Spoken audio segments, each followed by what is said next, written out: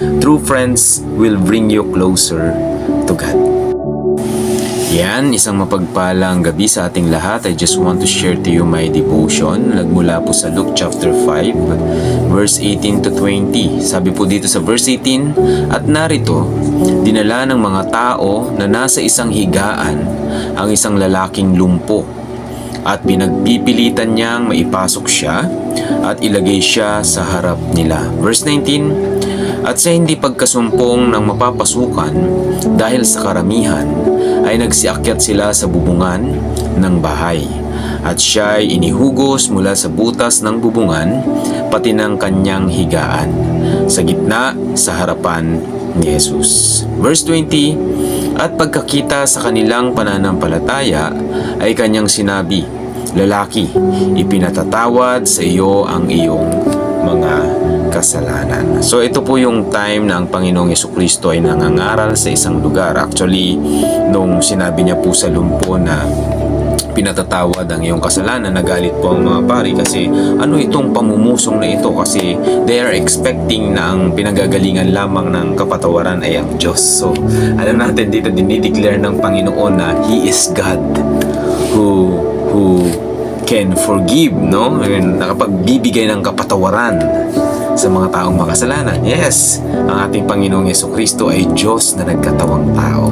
No, kaya medyo mind-blowing sa kanila, bakit daw ganon? So, yun yung hindi nila naunawaan, sapagkat ang kanilang isipan, ang kanilang puso ay kulang sa pananampalataya.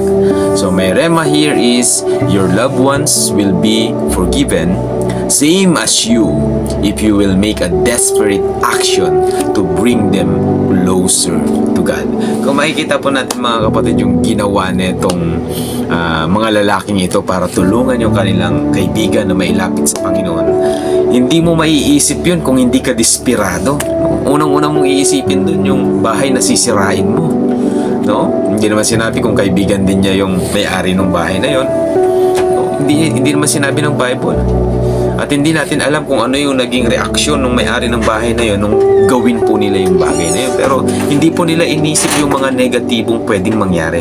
Ang inisip po nila ay madala nila yung kaibigan nila sa Panginoon, dahil alam nila na kapag ginawa nila yun, yung kaibigan nila ay gagaling at pagagalingin ng Panginoon. Ganun po ka-desperado tong mga tao na to. So imagine mga kapatid, kapag ka po tayo ay naging desperado din na ilapit yung mga kaibigan natin or our family to God, ganun din po ang mangyayari, no?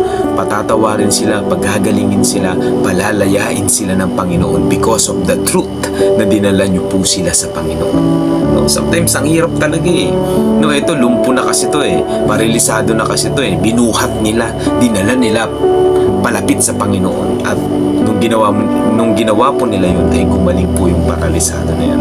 Sometimes there is a lot of people na ang hirap-hirap dalhin sa Panginoon, pero once na nadala mo sa Panginoon, God will make a way, no, para imulat ang kanilang puso't isipan na mag-isip ng tama.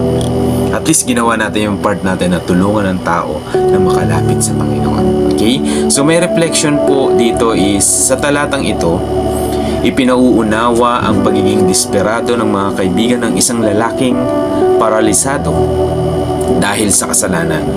In spite ng mga sagabal sa kanilang daraanan, ay nakaisip sila ng isang bagay na talagang kakaiba, at hindi aakalain ng isang taong kulang ang pananampalataya sa Diyos, dahil dakila ang kanilang pananampalataya at alam nilang kayang pagalingin ng Panginoong Hesus ang kanilang kaibigan.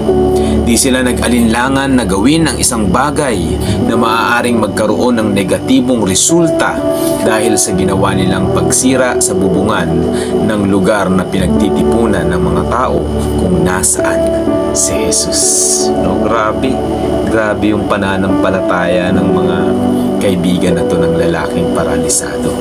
No, talagang they are doing something. Kaya nasulat sa Bible eh. Kasi kakaiba po yung pananampalataya nila, no?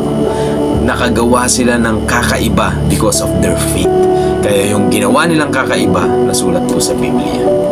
So my motivation here is, true friends will bring you closer to God. Okay? Ang tunay na kaibigan, ilalapit ka sa Panginoon. Hindi kaibigan yung kasama mo lang sa tawanan, kasama mo sa inuman, kasama mo sa bisyo, kasama mo sa kalokohan. Yes, masaya, pero hindi sila tunay na kaibigan. Ang tunay na kaibigan ay ilalapit ka sa Panginoon. Higit sa lahat, ipapakilala sa iyo ang Panginoon. Yan ang mga tunay na kaibigan. They are concerned about your eternal destiny. Dahil ayaw nila na mapahamak ka. Kaya desperado sila na ipakilala sa atin ang Panginoong Yesus. So my application here is, I will do everything I know with the help of the Holy Spirit to bring people have relationship to God and bringing them back to their original design given by God. No? Yun po yung desire ko. I will do everything I know sa tulong at gabay ng banal na Espiritu para tulungan ang mga tao na kilalanin ng Panginoon, magkaroon ng relationship sa Lord, and higit sa lahat, maibalik yung original design na nais sa atin ng Panginoon. Kasi ninakaw ng kaaway yung magandang plano sa atin ng Panginoon. Ninakaw sa pamamagitan ng deception. That's why, ginagawa natin na pinapakilala natin ang dakilang pag-ibig ng Panginoon upang nang sa gayon, maibalik sa atin yung mga ninakaw ng Diablo. No? That's why we are making discipleship. No? We are making disciple to all the nations. No? Sa lahat ng kapamaraanan na ating magagawa, gagawin natin para ang Panginoon ay malugod sa ating pagsusumikap. Tandaan niyo po ito, your labor in the Lord is not in vain. Alam ng Panginoon ang puso natin, alam ng Panginoon ang compassion natin sa mga taong napapahamak. Habang hindi pa dumarating ang Panginoon, habang hindi pa mahirap ang sitwasyon, gawin natin yung tama. Tulungan natin yung mga tao na kilalanin ng Panginoon at magkaroon ng personal na relasyon sa Kanya. Maging desperado tayo, katulad nung ginawa ng kaibigan ng Paralisado. So yun lamang po, at nawa nakatulong po sa atin ang video na to. At kung nakatulong po talaga sa atin to, pakishare po sa mga taong mahalaga sa atin. God bless you all. In Jesus' name.